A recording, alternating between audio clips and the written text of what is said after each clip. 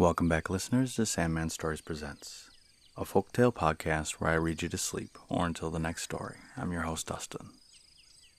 Today we are back in the Indian classical text, the Panchatantra. We're still in the first book called The Loss of Friends, and in the previous chapter, a coyote turned blue, but then couldn't hide his nature. In this chapter, chapter 15, a swan searches for a friend and ends up getting hit by an arrow. And in chapter 16, a camel named Ugly gets tricked out of his life. Let's see how that relates to Rusty and Lively. Okay, let's begin. Chapter 15, Passion and the Owl. Within a certain forest was a broad expanse of lake. There lived a king swan named Passion, who spent his days in a great variety of pastimes. One day, death, fatal death, visited him in the person of an owl. And the swan said, "This is a lonely wood. Where do you come from?" The owl replied, "I came because I heard of your virtues. Furthermore, in search of virtue roaming the wild world through, no virtues being greater, I come to you. That I must cling in friendship to you is sure, the impure turns attaining the Ganges pure." And again, "The conch was bone that Vishnu's hand has purified, for contact with the righteous lends a noble pride." After this address, the swan gave his assent in these words, "My excellent friend, dwell with me as you like by this broad lake in this pleasant wood." So their time was spent in friendly diversions. But one day the owl said, "I am going to my own home, which is called the Lotus Grove. If you set any value on me and feel any affection, you must not fail to pay a visit as my guest." With these words, he went home. Now as time passed, the swan reflected, "I have grown old living in this spot, and I do not know a single other region. So now I will go visit my dear friend the owl. There I shall find a brand new recreation ground, and new kinds of food, both hard and soft." After these reflections, he went to visit the owl. At first he could not find him in the lotus grove, and when, after a minute's search, he discovered him, there was the poor creature crouching in an ugly hole, for he was blind in the daytime. But Passion called out, "My dear fellow, come out. I am your dear friend the swan, come to pay you a visit." And the owl replied, "I do not stir by day. You and I will meet as the sun has set." So the swan waited a long time, met the owl at night, and after giving the conventional information about his health being worn out by his journey, he went to sleep on the spot. Now it happened that a large commercial caravan had encamped at that very lake. At dawn the leader rose and had the signal of departure given by Conch. This the owl answered with a loud, harsh hoot, then dived into a hole in the river bank. But the swan did not stir. Now the evil omen so disturbed the leader's spirit that he gave orders to a certain archer who could aim by sound. This archer strung his powerful bow, drew an arrow as far as his ear, and killed the swan who was resting near the owl's nest. And that is why I say, harsh talk, untimely action, and the rest of it. And Lively continued, "Why, our master Rusty was all honey at first, but at last his purpose turns to poison. Ah, yes. He compliments you to your face. His whispered slanders never stop. Avoid a friend like that, he is. A poison jug with cream on top." Yes, I have learned by experience the truth of the well-known verse. He lifts his hands to see you standing there. His eyes grow moist. He offers half his chair. He hugs you warmly to his eager breast. In kindly talk and question finds no rest. His skill is wondrous in deceptive tricks. Honey without, within the poison sticks. What play is this, what strange dramatic turns, that every villain like an actor learns? At first rogue's friendship glitters bright, with service, flattery, delight. Thence in its middle journey shoot gay flowers of speech that fail to fruit. Its final goal is treason, shame, disgust and slanders that defame. Alas, who made this cursed thing? Its one foul purpose is to sting. And again, they bow abjectly, leap to greet you with their speech seductive sweet, pursue and hug you day by day, of devotion make display. All praise your virtue, never one finds time to do what should be done. Woe is me! How can I, a vegetarian creature, consort with this lion who devours raw flesh? There's wisdom in the saying. Where wealth is very much the same, and similar the family fame, marriage or friendship is secure, but not between the rich and poor. And there's a proverb. The sun already setting shows his final flaming power, and still the honey-thirsty bee explores the lotus flower. Forgets that it will prove a trap that shuts at the set of sun. Ambition, thirsting for reward, is blind to danger's run. Abandoning the lotus bloom with all its sweet content, the jasmine's natural perfume, and luxury of scent. The water beasts seek toilsome food, on ichor sipping bent, so men reject the easy good, in rogues overconfident. The bees that too adventurous a novel honey seek, in springtime ichor glistening on the elephant monarch's cheek. When tossed by wind from flapping ears they tumble to the ground, remember then what gentle sport in lotus cups is found. Yet, after all, virtue involves corresponding defects. For the fruit tree's branch by very wealth of fruit is bended low. The peacock's feathered pride compels a sluggish gait and slow. The blooded horse that wins his race must like a cow be led. The goodness in goodness often find an enemy to dread. Where Jumna's waves roll blue, with sands of sapphire hue, black serpents have their lair, and who would hunt them there? But that a jewel's bright star from each hood gleams afar, by virtue rising all, by that same virtue fall. The man of virtue commonly is hateful to the king, while riches to the scamps and fools habitually cling. The ancient chant by virtue great is man has run to seed. The world takes rare and little note of any plucky deed. Sad, shamefaced lions fail to rage, their spirits mastered by the cage, and captive elephants browse in pride, by drivers' goads are scarified. Charms dull the cobras, helplessly woe, lay scholars flat and soldiers low. For a time the mountebank enjoys a juggling bout with chosen toys. The honey-greedy bee, poor fool, deserts the flowering lotus pool. Where danger is not found to sip, the springtime ichor riles that drip from elephant foreheads does not fear the flapping of that monstrous ear. So by his nature greedy man forgets the issue of his plan.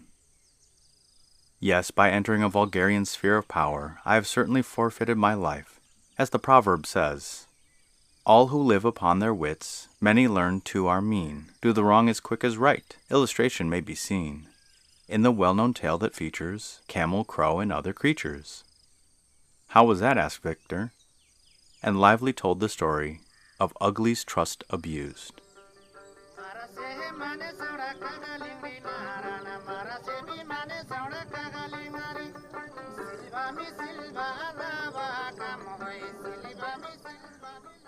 Chapter 16.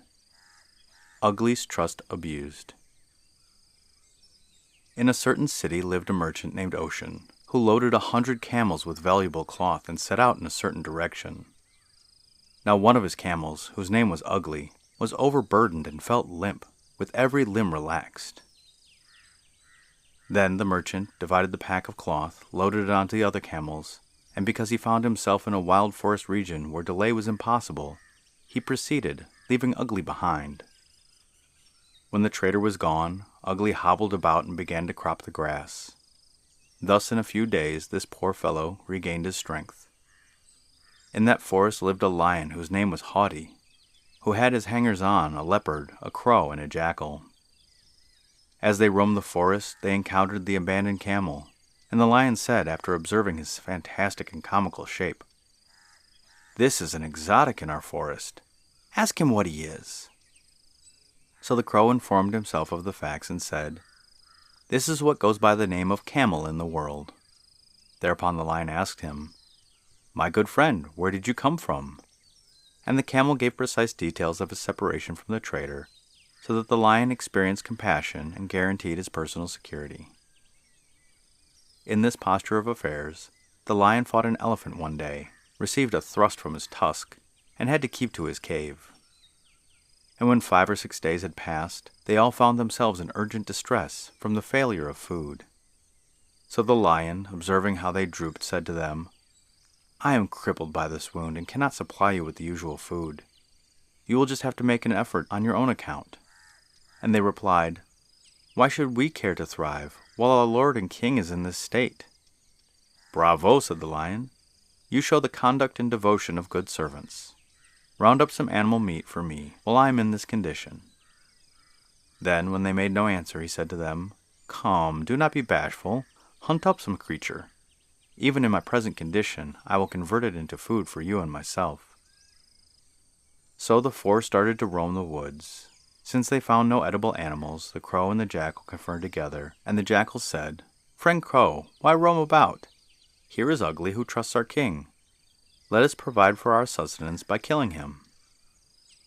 "A very good suggestion," said the crow, "but after all, the master guaranteed his personal security, and so cannot kill him." "Quite so," said the jackal. "I will interview the master and make him think of killing Ugly. Stay right here until I go home and return with the master's answer." With this he hastened to the master. When he found the lion, he said, "Master, we have roamed the entire forest, and now are too famished to stir a foot. Besides, the king is on a diet. So if the king commands, one might fortify one's health today by means of Ugly's flesh." When the lion had listened to the ruthless proposal, he cried out angrily, "Shame upon you, most degraded of sinners! The moment you repeat those words, I will strike you dead. Why, I guaranteed his personal security. How can I kill him with my own paw? You have heard the saying, 'The wise declare and understand no gift of cow or food or land, to be among all gifts as grand as safety granted on demand.'" "Master," replied the jackal, "if you kill him after guaranteeing his safety, then you are indeed blameworthy. If, however, of his own accord he devotedly offers his own life to his lord and king, then no blame attaches. So you may kill him on the condition that he voluntarily gives himself to slaughter.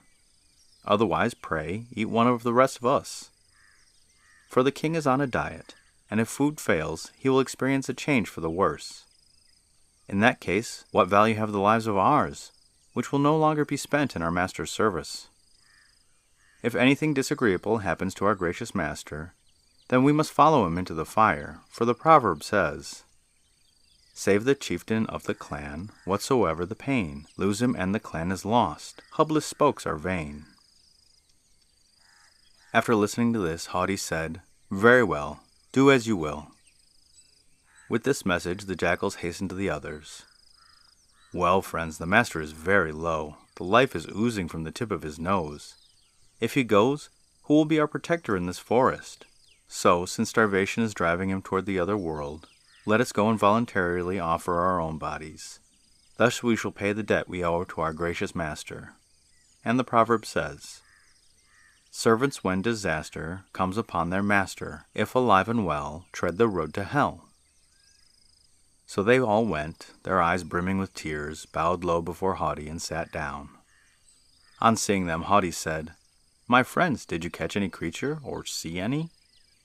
And the crow replied, "Master, though we roamed everywhere, we still did not catch any creature, nor see any.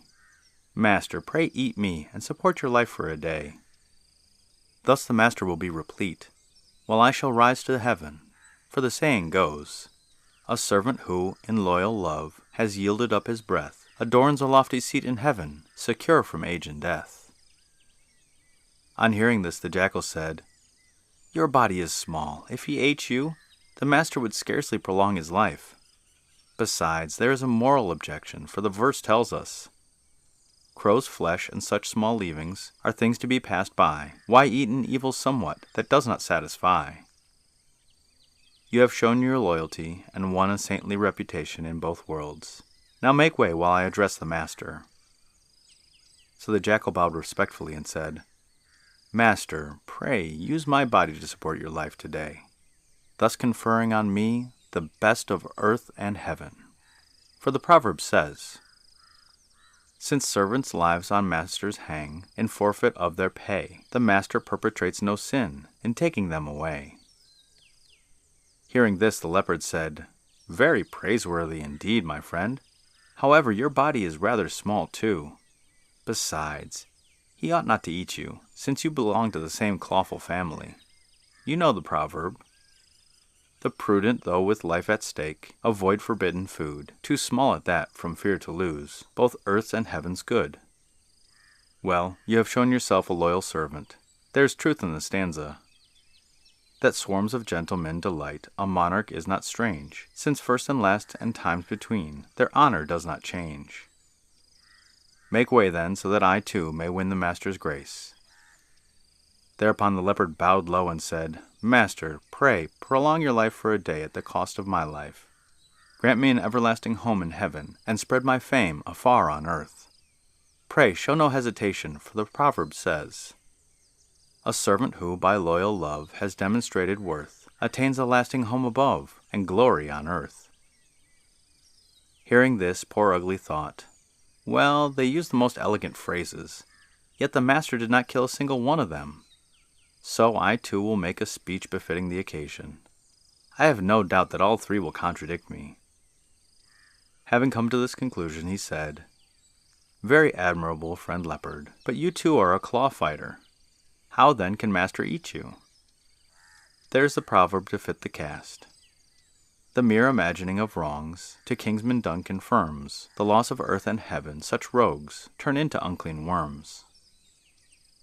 Make way, then, so that I, too, may address the master." So poor Ugly stood in the presence, bowed low, and said, "Master, these you surely may not eat. Pray prolong your life by means of my life, so that I may win the best of earth and heaven, for the proverb says, 'No sacrificer and no saint can ever rise as high as do the simple folk who for the master die.'" Hereupon Lion gave the word, and Leopard and Jackal tore up his body. The Crow pecked out his eyes, poor Ugly gave up the ghost, and all others ravenously devoured him. And that is why I say, all who live upon their wits, and the rest of it. After telling this story, Lively continued, addressing Victor, "My dear fellow, this king, with his shabby advisers, brings no good to his dependents. Better have a vulture as a king, advised by swans, than a swan advised by vultures. For from the vulture advisers many vices appear in their master, quite sufficient to bring ruin. Of the two, therefore, one should choose the former as king. But a king instigated by evil counsel is incapable of reflection. You know the saying, 'Your jackal does not reassure, your crow's sharp bill offends. You therefore see me up a tree, I do not like your friends.' How's that?" asked Victor. And he told the story of the Lion and the Carpenter.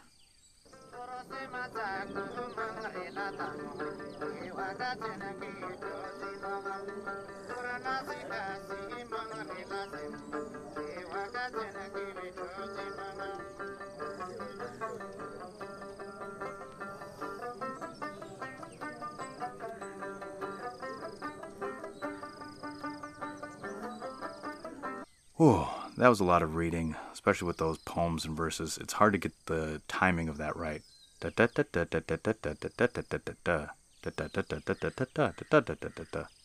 Sometimes the rhythm of it stops one word from one sentence and goes into another. It's not easy to read.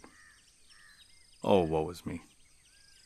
I felt bad for the swan who was doing the right thing and caught an arrow, and I enjoyed seeing Ugly getting tricked by the other advisors. It for sure gives me a heads up when dealing with office politics. Now, this is only stories 15 and 16 out of 34, so we have a couple more years with it. I mean that, a couple more years of this podcast to finish this book. So I will try to weed out a couple of books when they finish, so I won't have a decade to finish this. And so to my listeners, I just wanted to say thank you and good night.